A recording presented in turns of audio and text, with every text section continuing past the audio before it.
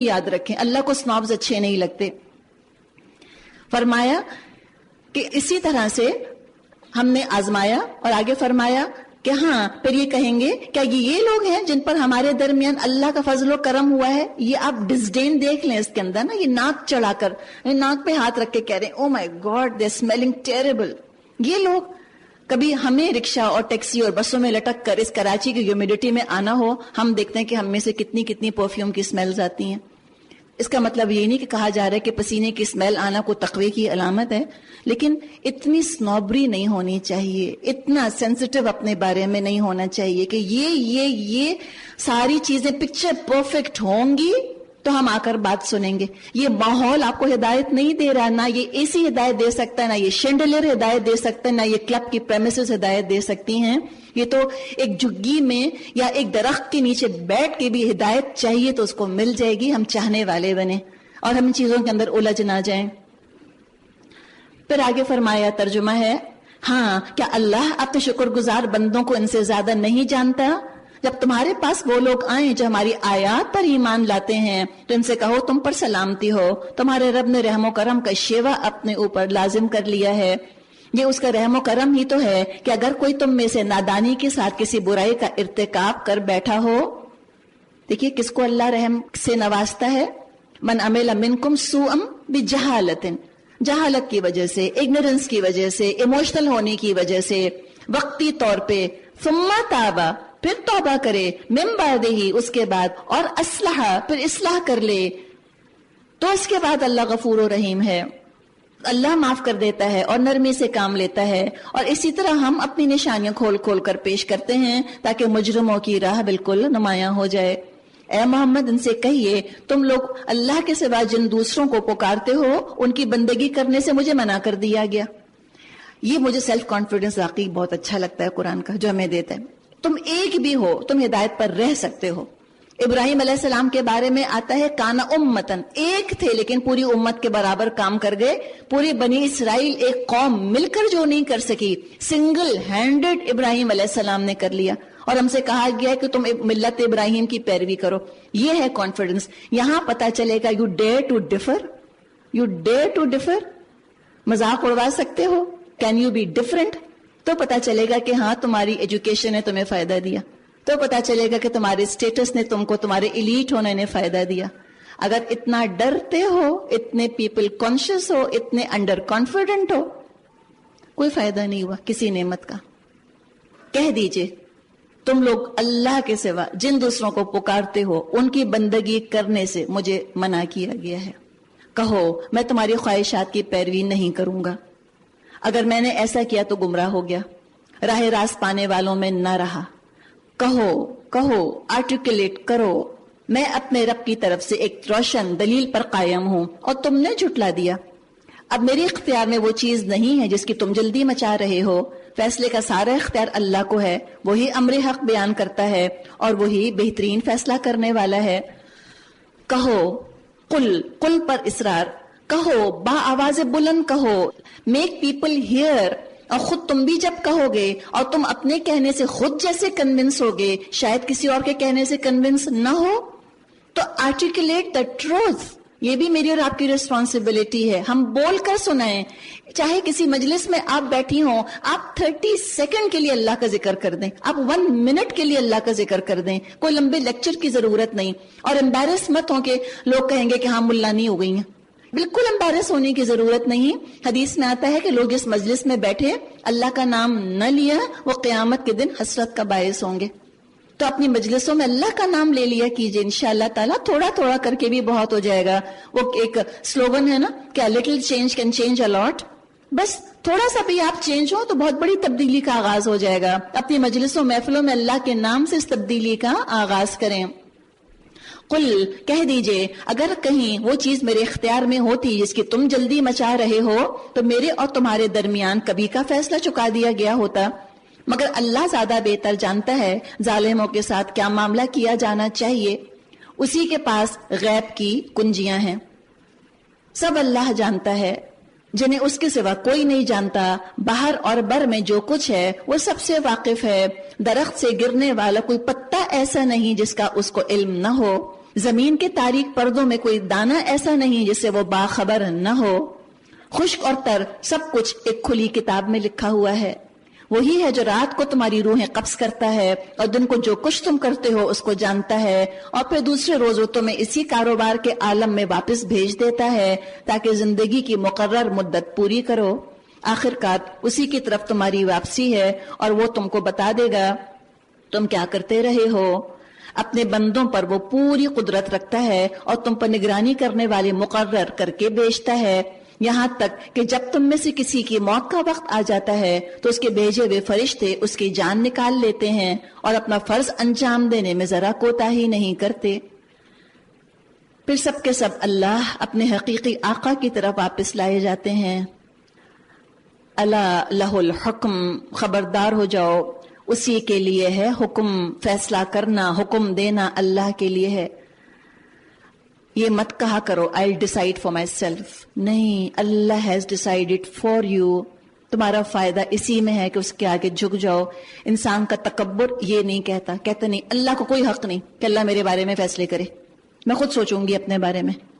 نہیں، ہم نے پڑھا ہے نا اللہ جانتا ہے تم نہیں جانتے، اللہ زیادہ اچھا جانتا ہے، اللہ کی بات مانو. وَهُوَ أَسْرَعُ الْحَاسِبِينَ، اور وہ حساب لینے میں بہت تیز ہے. اے محمد ان سے پوچھئے صحرا اور سمندر کی تاریکیوں میں کون تمہیں خطرات سے بچاتا ہے؟ کون ہے جس سے تم مصیبت کے وقت گڑ گڑا کر اور چپ کے دعائیں مانگتے ہو؟ وہ تمہارا جب او لیول کا رزلٹ آنے والا ہوتا ہے یوں کر کے کون دعا مانگتا ہے؟ کون ایسے کرتا ہے؟ کون ہے جو کہ مشکل وقت میں اللہ کے علاوہ کسی کو پکارتا ہو؟ کس سے کہتے ہو کہ اگر اس بلا سے تو نے ہم کو بچا لیا ہم ضرور شکر گزار ہوں گے؟ کہو اللہ تمہیں اس سے اور ہر تکلیف سے نجات دیتا ہے، پھر تم دوسروں کو اس کا شریک ٹھہراتے ہو. کہو وہ اس پر قادر ہے کہ تم پر کوئی عذاب اوپر سے نازل کر دے. اللہ سے ہم پناہ مانگتے ہیں کہ کوئی عذاب ہم پر ٹوٹے یا تمہارے قدموں کے نیچے سے برپا کر دے. اللہ ہمیں اپنی پناہ میں رکھے.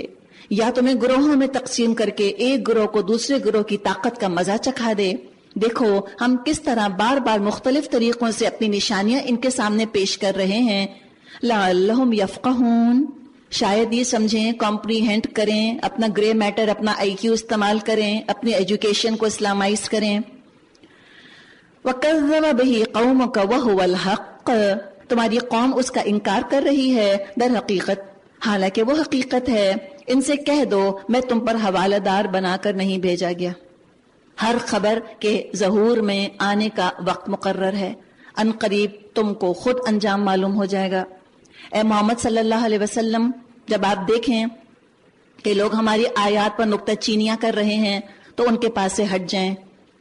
یعنی جو لوگ شریعت کو کرٹیسائز کر رہے ہیں ان کے پاس مت بیٹھو. کیا ہوگا؟ مائنڈ سیٹ اسی جیسا ہو جائے گا.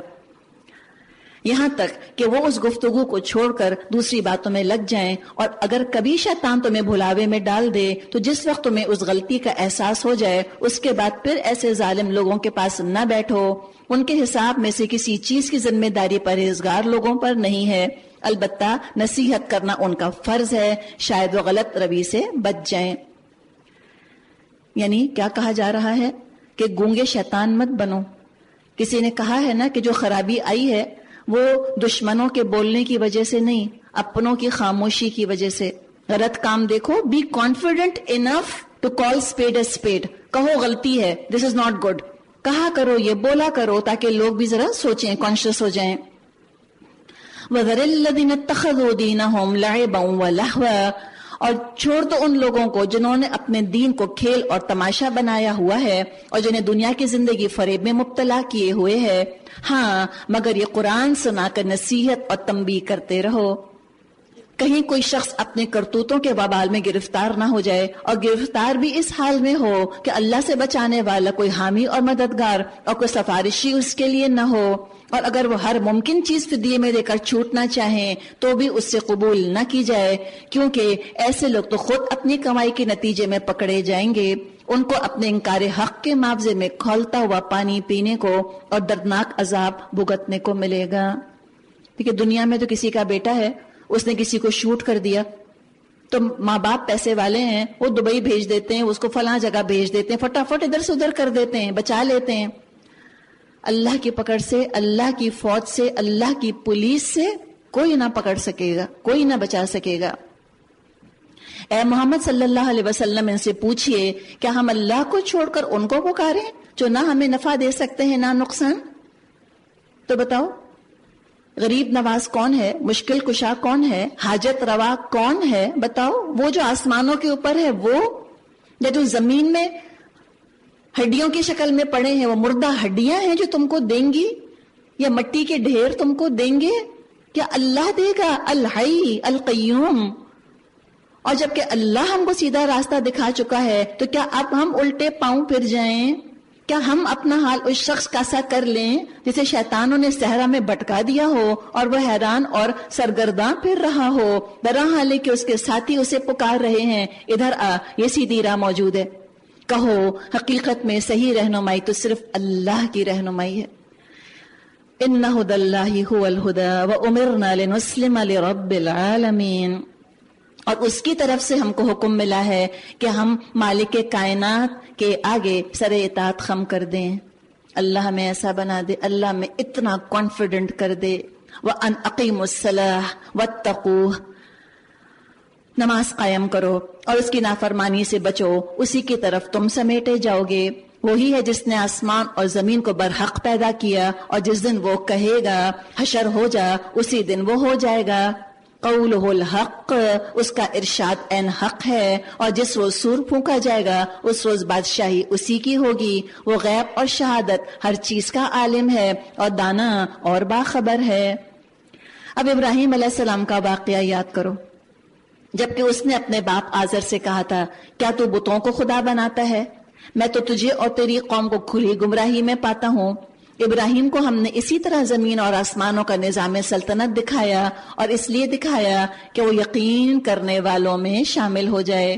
چنانچہ جب رات اس پر طاری ہوئی، یعنی دیکھیے کیسے ابراہیم علیہ السلام نے اللہ کو پہچانا، اللہ کی کریشن کے ذریعے بھی، لاز آف نیچر کے ذریعے۔ آج لاز آف نیچر کو انسان پوجنے لگ گیا، یا اسی سائنس کی وجہ سے اللہ سے ہٹ گیا۔ اسی سائنس نے اللہ تک پہنچا دیا اللہ کے نیک بندوں کو۔ تو کیا ہوا؟ فَلَمَّا جَنَّ عَلَيْهِ اللَّيْلُ رَأَىٰ كَوْكَبًا، تو جب رات اس پر طاری ہوئی اس نے ایک تارا دیکھا، کہا یہ میرا رب ہے۔ مگر جب وہ ڈوب گیا تو بولا ڈوبنے والوں کا تو میں گرویدہ نہیں۔ پھر جب چاند چمکتا نظر آیا کہا یہ میرا رب ہے۔ مگر جب وہ ڈوب گیا کہا اگر میرے رب نے میری رہنمائی نہ کی ہوتی میں بھی گمراہ لوگوں میں شامل ہو گیا ہوتا۔ پھر جب سورج کو روشن دیکھا تو کہا یہ میرا رب ہے، یہ سب سے بڑا ہے۔ مگر جب وہ بھی ڈوبا ابراہیم علیہ السلام پکار اٹھے اے برادران قوم، میں ان سب سے بیزار ہوں جنہیں تم اللہ کا شریک ٹھہراتے ہو۔ میں نے تو یکسو ہو کر اپنا رخ اس ہستی کی طرف کر لیا جس نے زمین اور آسمانوں کو پیدا کیا ہے، اور میں ہرگز شرک کرنے والوں میں سے نہیں ہوں۔ اس کی قوم اس سے جھگڑنے لگی تو اس نے قوم سے کہا کیا تم لوگ اللہ کے معاملے میں مجھ سے جھگڑتے ہو، حالانکہ اس نے مجھ کو راہ راست دکھا دی ہے، اور میں تمہارے ٹھہرائے ہوئے شریکوں سے نہیں ڈرتا۔ ہاں اگر میرا رب کچھ چاہے تو ضرور ہو سکتا ہے، میرے رب کا علم ہر چیز پر چھایا ہوا ہے، پھر کیا تم ہوش میں نہ آؤ گے؟ اور آخر میں تمہارے ٹھہرائے ہوئے شریکوں سے کیسے ڈروں جبکہ تم اللہ کے ساتھ ان چیزوں کو خدائی میں شریک بناتے ہوئے نہیں ڈرتے جن کے لیے اس نے تم پر کوئی سند نازل نہیں کی۔ ہم دونوں فریقوں میں سے کون زیادہ بے خوفی اور اطمینان کا مستحق ہے؟ بتاؤ اگر تم علم رکھتے ہو۔ حقیقت میں تو امن انہی کے لیے ہے اور راست روی پر وہی ہیں جو ایمان لائے اور جنہوں نے اپنے ایمان کو ظلم یعنی شرک کے ساتھ آلودہ نہ کیا۔ یہ تھی ہماری وہ حجت جو ہم نے ابراہیم علیہ السلام کو اس کے قوم کے مقابلے میں عطا کی، یعنی اللہ جس کی چاہتا ہے عقل کو مسلمان کر دیتا ہے۔ اللہ سے ہم دعا کریں اللہ ہماری عقلوں کو مسلمان کر دے۔ نرفع درجات من نشاء، ہم جسے چاہتے ہیں بلند مرتبے عطا کرتے ہیں۔ حق یہ ہے تمہارا رب نہایت دانا اور علیم ہے۔ پھر ہم نے ابراہیم کو اسحاق اور یعقوب جیسی اولاد دی اور ہر ایک کو راہ راست دکھائی، وہی راہ راست جو اس سے پہلے نوح کو دکھائی تھی، اور اسی کی نسل میں سے ہم نے داؤد، سلیمان، ایوب، یوسف، موسیٰ اور ہارون کو ہدایت بخشی۔ یعنی انسینٹو دیا جا رہا ہے مجھ کو، آپ کو، تم بھی ان ایلیٹس کے اندر شامل ہو جاؤ، تم بھی اس کلاس کے اندر جا کے شامل ہو جاؤ، اور یہ ہدایت یہ کوئی پہلی نرالی چیز نہیں ہے جو بیان آج کی جا رہی ہے، ہزاروں سال سے یہ پیغام چلا آ رہا ہے۔ اسی طرح ہم نیکوکاروں کو ان کی نیکی کا بدلہ دیتے ہیں۔ اسی کی اولاد سے زکریا، یحییٰ، عیسیٰ اور الیاس کو راہیاب کیا، ہر ایک ان میں سے صالح تھا۔ اسی کے خاندان سے اسماعیل، الیسع، یونس اور لوط کو راستہ دکھایا۔ ان میں سے ہر ایک کو ہم نے دنیا والوں پر فضیلت عطا کی، اور ان کے آباء و اجداد اور ان کی اولاد اور ان کے بھائی بندوں میں سے بہتوں کو ہم نے نوازا، انہیں اپنی خدمت کے لیے چن لیا۔ یہ ہے نوازنا اللہ کا، سلیکشن ہو جائے اللہ کے دین کی خدمت کے لیے۔ ایک ملٹی نیشنل کی طرف سے آفر آئے، ہم ناچے پھرتے ہیں دنیا کے اندر، اتنی فگر سیلری، 6 فگر سیلری، یہ اللہ نے ان کو امپلوائے کر لیا۔ فخر کرو اپنی قسمت کے اوپر، اپنے نصیب پر، سر اٹھاؤ، سر اٹھا کر جیو۔ ان کو اپنی خدمت کے لیے چن لیا اور سیدھے راستے کی طرف ان کی رہنمائی کی۔ یہ اللہ کی ہدایت ہے، جس کے ساتھ اپنے بندوں میں سے جس کو چاہتا ہے ان کی رہنمائی کرتا ہے۔ لیکن اگر کہیں ان لوگوں نے شرک کیا ہوتا، ان کا کیا کرایا غارت ہو جاتا۔ وہ لوگ تھے جن کو ہم نے کتاب اور حکم اور نبوت عطا کی تھی۔ اب اگر یہ لوگ اس کو ماننے سے انکار کرتے ہیں تو پرواہ نہیں، ہم نے کچھ اور لوگوں کو یہ نعمت سونپ دی ہے جو اس کے منکر نہیں ہیں۔ اے محمد، وہی لوگ اللہ کی طرف سے ہدایت یافتہ تھے، تم انہی کے راستے پر چلو اور کہہ دو میں اس تبلیغ اور ہدایت کے کام پر تم سے کسی اجر کا طالب نہیں ہوں۔ یہ تو عام نصیحت ہے، کس کے لیے؟ للعرب، خالی عربوں کے لیے لوکل ہے؟ خاص نیشنل لیول پر دعوت ہے؟ نہیں، ذکر للعالمین، تمام جہان والوں کے لیے، تمام دنیا والوں کے لیے۔ ان لوگوں نے اللہ کا بہت غلط اندازہ لگایا جب کہا اللہ نے کسی بشر پر کچھ نازل نہیں کیا۔ ان سے پوچھو پھر وہ کتاب جس کو موسیٰ لے کر آئے تھے، جو تمام انسانوں کے لیے روشنی اور ہدایت تھی، جس کو تم پارا پارا کر کے رکھتے ہو، کچھ دکھاتے ہو، بہت کچھ چھپاتے ہو، جس کے ذریعے سے تم کو وہ علم دیا گیا جو نہ تم کو حاصل تھا نہ تمہارے باپ دادا کو، آخر اس کا نازل کرنے والا کون تھا؟ کہہ دو اللہ، پھر انہیں اپنی دلیل بازیوں سے کھیلنے کے لیے چھوڑ دو۔ اسی کتاب کی طرح یہ کتاب ہے جسے ہم نے نازل کیا ہے، بڑی خیر و برکت والی ہے، اس چیز کی تصدیق کرتی ہے جس سے پہلے آئی تھی، اور اس لیے نازل کی گئی ہے کہ اس کے ذریعے سے تم بستیوں کے مرکز یعنی مکہ اور اس کے اطراف میں رہنے والوں کو خبردار کر دو۔ جو لوگ آخرت کو مانتے ہیں اور وہ اس کتاب پر ایمان لاتے ہیں، ان کا حال یہ ہے کہ اپنی نمازوں کی پابندی کرتے ہیں۔ تو ارد گرد کے لوگوں کو یعنی کنسنٹرک سرکلز بڑھتے چلے جائیں گے، مکے سے نکلا، عرب سے نکلا، ساری دنیا میں پھر اس کو پھیلنا ہی پھیلنا ہے۔ فرمایا اور اس شخص سے بڑا ظالم اور کون ہوگا جو اللہ پر جھوٹا بہتان گھڑے یا کہے مجھ پر وحی آئی ہے، درحالے اس پر کوئی وحی نازل نہ کی گئی ہو، یا جو اللہ کی نازل کردہ چیز کے مقابلے میں کہے میں بھی ایسی چیز نازل کر کے دکھا دوں گا۔ کاش تم ظالموں کو اس حالت میں دیکھو جب سکرات موت میں ڈبکیاں کھا رہے ہوں گے۔ آپ صلی اللہ علیہ وسلم نے دعا سکھائی ہے ہمیں، اللہم اعنی علی غمرات الموت و سکرات الموت، اللہ موت کی ڈبکیوں، موت کی بے ہوشیوں پہ اللہ تو میری مدد فرما۔ والملائکۃ باسطوا ایدیہم، اور فرشتے ہاتھ بڑھا بڑھا کر کہہ رہے ہوں گے لاؤ نکالو اپنی جان، آج تمہیں ان باتوں کی پاداش میں ذلت کا عذاب دیا جائے گا جو تم اللہ پر تہمت رکھ کر ناحق کہا کرتے تھے اور اس کی آیات کے مقابلے میں سرکشی کرتے تھے۔ اللہ فرمائے گا لو اب تم ویسے ہی تن تنہا ہمارے سامنے حاضر ہو گئے جیسے ہم نے پہلی مرتبہ تم کو اکیلا پیدا کیا تھا، جو کچھ ہم نے تم کو دنیا میں دیا تھا وہ سب تم پیچھے چھوڑ آئے، اور اب ہم تمہارے ساتھ تمہارے ان سفارشیوں کو نہیں دیکھتے جن کے متعلق تم سمجھتے تھے کہ تمہارے کام بنانے میں ان کا بھی حصہ ہے۔ تمہارے آپس کے سب رابطے ٹوٹ گئے اور وہ سب تم سے گم ہو گئے جن کا تم زوم رکھتے تھے۔ دانے اور گٹھلی کا پھاڑنے والا اللہ۔ لاز آف نیچر خدا نہیں ہے، خدا ان لاز کا خدا ہے، خالق ہے، اللہ نے بنائے ہیں لاز۔ وہی زندہ کو مردہ سے نکالتا ہے اور وہی مردہ کو زندہ سے خارج کرتا ہے، یہ سارے کام کرنے والا تو اللہ ہے، پھر تم کدھر بہ کے چلے جا رہے ہو؟ پردہ شب کو چاک کر کے وہی صبح نکالتا ہے، اسی نے رات کو سکون کا وقت بنایا ہے، اسی نے چاند اور سورج کے طلوع اور غروب کا حساب مقرر کیا۔ یعنی سب مخلوق ہیں، غلام، سب بندھے ہوئے ہیں، خود مختار نہیں ہیں، ایک مائکرو ملی میٹر ہٹ نہیں سکتے، ایک نینو سیکنڈ ادھر سے ادھر نہیں ہو سکتے، اسکیجولڈ ہیں۔ کس نے ان کو اسکیجول میں باندھا ہے؟ اللہ نے، اور یہ اللہ کے مسلم ہیں۔ یہ سب اسی زبردست قدرت اور علم رکھنے والے کے ٹھہرائے ہوئے اندازے ہیں، اور وہی ہے جس نے تمہارے لیے تاروں کو صحرا اور سمندر کی تاریکیوں میں راستہ معلوم کرنے کا ذریعہ بنایا۔ دیکھو ہم نے نشانیاں کھول کر بیان کر دی ہیں ان لوگوں کے لیے جو علم رکھتے ہیں، اور وہی ہے جس نے ایک متنفس سے تم کو پیدا کیا، پھر ہر ایک کے لیے ایک جائے قرار ہے اور ایک اس کے سونپے جانے کی جگہ۔ یہ نشانیاں ہم نے واضح کر دی ہیں ان لوگوں کے لیے جو سمجھ بوجھ رکھتے ہیں۔ پھر دیکھیے اللہ کی نشانیاں، کھول آنکھ ذرا دیکھ کیا کیا ہے۔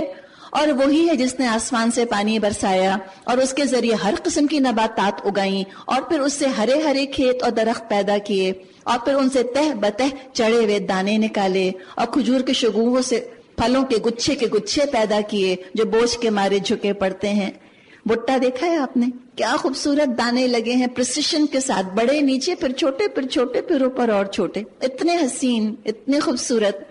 اور دیکھو کیا پیدا کیا، وَجَنَّاتٍ مِّنْ أَعْنَابٍ وَالزَّيْتُونَ وَالرُّمَّانَ، اور انگور اور زیتون اور انار کے باغ لگائے۔ کیسا انار تاج پہن کر بیٹھا ہوتا ہے، پیارا بالکل، اتنا حسین۔ کتنے مزے کے اولیوز تمہارے پیزا پہ پڑے ہوتے ہیں، انگور اتنے مزے کے، کیسے گچھے، ان کو دیکھ کے تم اپنے کانوں کے موتیوں کے زیور بناتے ہو۔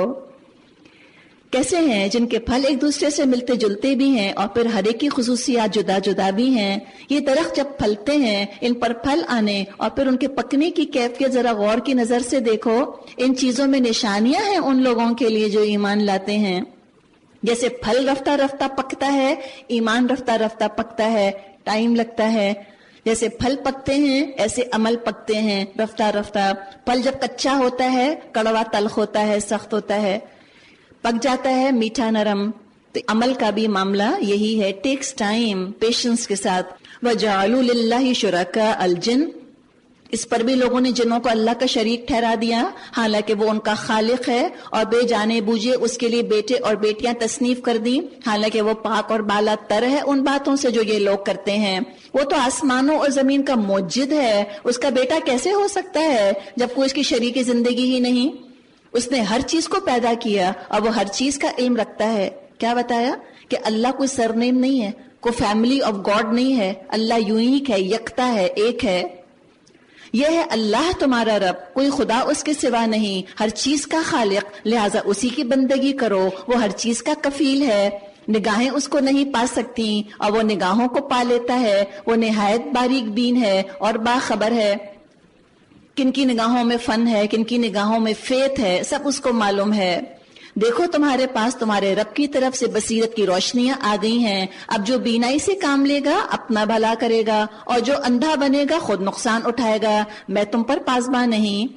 اسی طرح ہم اپنی آیات کو بار بار مختلف طریقوں سے بیان کرتے ہیں، اور اس لیے کرتے ہیں کہ یہ لوگ کہیں تم کہیں سے پڑھ آئے ہو، اور جو لوگ علم رکھتے ہیں ان پر ہم حقیقت کو روشن کر دیں۔ اے محمد اس وحی کی پیروی کیے جاؤ جو تم پر تمہارے رب کی طرف سے نازل ہوئی ہے، کیونکہ اس ایک رب کے سوا کوئی خدا نہیں، اور ان مشرکوں کے پیچھے مت پڑو۔ اگر اللہ کی مشیت ہوتی یہ لوگ شرک نہ کرتے، تم کو ہم نے ان پر پاسبان مقرر نہیں کیا، نہ تم ان پر حوالدار ہو۔ یہ لوگ اللہ کے سوا جن کو پکارتے ہیں ان کو گالیاں مت دو۔ دیکھیں اب ہمیں ایٹیکیٹس، تبلیغ کے آداب سکھائے جا رہے ہیں، روڈ مت ہو، بدتمیز مت ہو، کہیں ایسا نہ ہو یہ شرک سے آگے بڑھ کر جہالت کی بنا پر اللہ کو گالیاں دینے لگیں، یعنی کسی غلطی کا کوز مت بنو تم۔ ہم نے اسی طرح ہر گروہ کے لیے اس کے عمل کو خوشنما بنا دیا ہے، پھر انہیں اپنے رب ہی کی طرف پلٹ کر آنا ہے، اس وقت وہ ان کو بتا دے گا وہ کیا کرتے رہے۔